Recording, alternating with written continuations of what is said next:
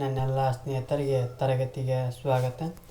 ತರಗತಿ ಪ್ರಾರಂಭ ಮಾಡೋಕ್ಕಿಂತ ಮುಂಚಿತವಾಗಿ ನಮ್ಮ ಒಂದು ಯೂಟ್ಯೂಬ್ ಚಾನಲಿಗೆ ಸಬ್ಸ್ಕ್ರೈಬ್ ಆಗಿ ಜೊತೆಗೆ ಪ್ರತಿನಿತ್ಯ ತರಗತಿಗಳನ್ನು ವೀಕ್ಷಿಸಿ ಅನ್ನುತ್ತಾ ಇವತ್ತಿನ ತರಗತಿಯನ್ನು ಪ್ರಾರಂಭ ಮಾಡ್ತಾ ಹೋಗ್ತೀನಿ.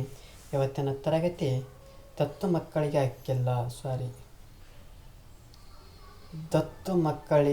ಹಕ್ಕಿಲ್ಲ ನೀತಿಯ ಬಗ್ಗೆ ಈ ಒಂದು ತರಗತಿಯೊಳಗೆ ಚರ್ಚೆಯನ್ನು ಮಾಡ್ತಾ ಹೋಗೋಣ. ಈ ಒಂದು ದತ್ತು ಮಕ್ಕಳಿಗೆ ಹಕ್ಕಿಲ್ಲ ಎಂಬ ಒಂದು ನೀತಿಯನ್ನು ಯಾರು ತರ್ತಾ ಹೋಗ್ತಾರಪ್ಪ ಅಂದ್ರೆ ಲಾರ್ಡ್ ಡಾಲ್ಹೌಸಿ ಅವರು ತರ್ತಾ ಹೋಗ್ತಾರೆ. ಈ ದತ್ತು ಮಕ್ಕಳಿಗೆ ಹಕ್ಕಿಲ್ಲ ನೀತಿಯನ್ನು ಯಾರು ಜಾರಿಗೆ ತರ್ತಾ ಹೋಗ್ತಾರಪ್ಪ ಅಂದ್ರೆ ಡಾಲ್ಹೌಸಿ ಜಾರಿಗೆ ತರ್ತಾ ಹೋಗ್ತಾನೆ. ಯಾವಾಗಪ್ಪ ಅಂದ್ರೆ 1848ರಲ್ಲಿ ಜಾರಿಗೆ ತರ್ತಾ ಹೋಗ್ತಾನೆ. ಈ 1848ರಲ್ಲಿ ಭಾರತಕ್ಕೆ ಗವರ್ನರ್ ಜನರಲ್ ಆಗಿ ಬಂದಂಥ ಈ ಡಾಲ್ಹೌಸಿಯು ಭಾರತದ ಎಲ್ಲ ದೇಶೀಯ ಸಂಸ್ಥಾನಗಳನ್ನು ಬ್ರಿಟಿಷ್ ಸಾಮ್ರಾಜ್ಯದಲ್ಲಿ ವಿಲೀನಗೊಳಿಸುವಂಥ ಅಂತಿಮ ಪ್ರಯತ್ನವನ್ನು ನಡೆಸ್ತಾ ಹೋಗ್ತಾನೆ. ಅಂದರೆ 1848ಕ್ಕೆ ಭಾರತಕ್ಕೆ ಏನಾಗ್ತಾನೆ ಗವರ್ನರ್ ಜನರಲ್ ಆಗಿ ಬರ್ತಾ ಹೋಗ್ತಾನೆ.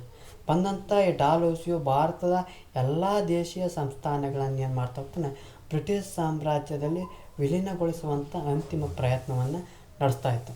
ಈ ಡಾಲ್ಹೌಸಿಯ ತನ್ನ ಒಂದು ವಿಸ್ತರಣಾ ನೀತಿಯನ್ನು ದತ್ತು ಮಕ್ಕಳಿಗೆ ಹಕ್ಕಿಲ್ಲ ಎಂಬ ನೀತಿಯ ಮೂಲಕ ಸಾಧಿಸ್ತಾ ಹೋಗ್ತಾನೆ.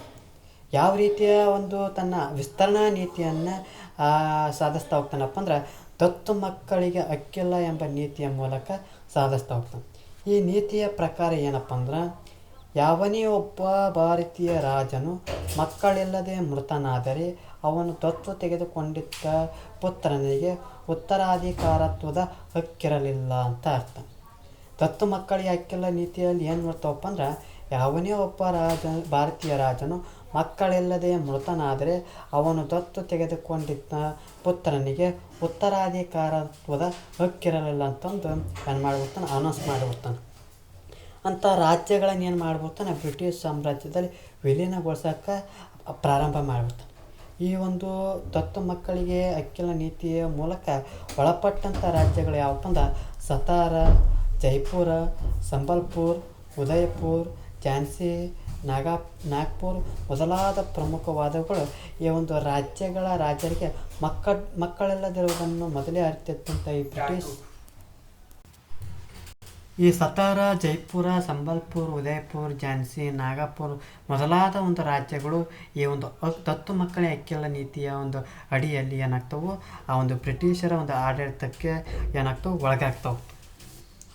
ಈ ಒಂದು ರಾಜ್ಯರಿಗೆ ಮಕ್ಕಳಿಲ್ಲದಿರೋದನ್ನು ಮೊದಲೇ ಅರಿತಿದ್ದಂಥ ಈ ಬ್ರಿಟಿಷ್ ಗವರ್ನರ್ ಜನರಲನು ಈ ನೀತಿಯನ್ನು ಏನು ಮಾಡ್ತಾನೆ, ರಾಜಕೀಯ ಅಸ್ತ್ರವಾಗಿ ಏನು ಮಾಡ್ತಾ ಹೋಗ್ತಾನೆ, ಜಾರಿಗೊಳಿಸ್ತಾ ಹೋಗ್ತಾನೆ. ಈ ಡಾಲ್ಹೌಸಿಯ ತಡೆಯಿಲ್ಲದ ರಾಜ್ಯಾಕ್ರಮಣದ ನಡೆಯಿಂದ ಭಾರತೀಯ ರಾಜರು ಮಾತ್ರವಲ್ಲ, ಅವರ ಬಗೆಗೆ ಸಹಾನುಭೂತಿಯುಳ್ಳಂಥ ಸಾಮಾನ್ಯ ಜನವರ್ಗವು ಕೂಡ ಬ್ರಿಟಿಷರ ವಿರುದ್ಧ ಮರೆತು ನಿಂತಿತ್ತು. ಜೊತೆಗೆ ಮಡುಗಟ್ಟಿದಂಥ ಆಕ್ರೋಶ ಮತ್ತು ರಾಜಾಭಿಮಾನದ ಕಿಚ್ಚು ಬ್ರಿಟಿಷ್ ಪ್ರಭುತ್ವದ ವಿರುದ್ಧ ಬಂಡೇಳುವಂತೆ ಮಾಡ್ತಾ ಹೋಗ್ತಿತ್ತು. ಅಂದರೆ ಅಷ್ಟರ ಮಟ್ಟಿಗೆ ತನ್ನ ಒಂದು ನೀತಿಯಿಂದ ಯಾವುದೇ ತಡೆಯಿಲ್ಲದ ರಾಜ್ಯಾಕ್ರಮಣ ಮಾಡ್ತಾಯಿಂದ ಆ ಒಂದು ರಾಜಾಭಿಮಾನದ ಕಿತ್ತು ಬ್ರಿಟಿಷ್ ಪ್ರಭುತ್ವದ ವಿರುದ್ಧ ಬಂಡೇಳುವಂತೆ ಮಾಡ್ತಾ ಹೋಗ್ತೀವಿ. ಇದರ ಪರಿಣಾಮ ಏನಾಗ್ತೈತಪ್ಪ ಅಂದ್ರೆ 1857ರಾಗ ಭಾರತದ ಪ್ರಥಮ ಸ್ವಾತಂತ್ರ್ಯ ಸಂಗ್ರಾಮ ಏನಾಕೈತಿ, ಸ್ಫೋಟಗೊಳ್ತಾ ಹೋಗ್ತೈತಿ. ಯಾವಾಗ 1857ರಾಗ ಭಾರತದ ಒಂದು ಸ್ವಾತಂತ್ರ್ಯ ಸಂಗ್ರಾಮ ಸ್ಫೋಟಗೊಳ್ತೈತಿ. ಇದಿಷ್ಟೇನಪ್ಪ ಅಂದ್ರೆ ಡಾಲ್ಹೌಸಿಯ ದತ್ತು ಮಕ್ಕಳಿಗೆ ಹಕ್ಕಿಲ್ಲ ಎಂಬ ನೀತಿಯ ಬಗ್ಗೆ ಮಾಹಿತಿ ಆಗ್ತದೆ. ಈ ಒಂದು ತರಗತಿ ಎಷ್ಟಾಗಿತ್ತಪ್ಪ ಅಂದ್ರೆ ನಮ್ಮ ಒಂದು ಯೂಟ್ಯೂಬ್ ಚಾನಲಿಗೆ ಸಬ್ಸ್ಕ್ರೈಬ್ ಆಗಿ, ಜೊತೆಗೆ ಈ ಒಂದು ತರಗತಿ ಎಷ್ಟಾಗಿತ್ತಪ್ಪ ಲೈಕ್ ಮಾಡಿ, ಎಲ್ಲದಿದ್ದರೆ ಡಿಸ್ಲೈಕ್ ಮಾಡಿ. ಏನಾದರೂ ದೋಷಗಳು ಮತ್ತು ನಿಮ್ಮ ಒಂದು ಅಭಿಪ್ರಾಯಗಳನ್ನು ಕಮೆಂಟ್ ಬಾಕ್ಸ್ನ ಮೂಲಕ ತಿಳಿಸಿ ಅನ್ನುತ್ತಾ ಈ ಒಂದು ತರಗತಿಯನ್ನು ಮುಗಿಸ್ತಾ ಇದ್ದೀನಿ. ಎಲ್ಲರಿಗೂ ಧನ್ಯವಾದಗಳು.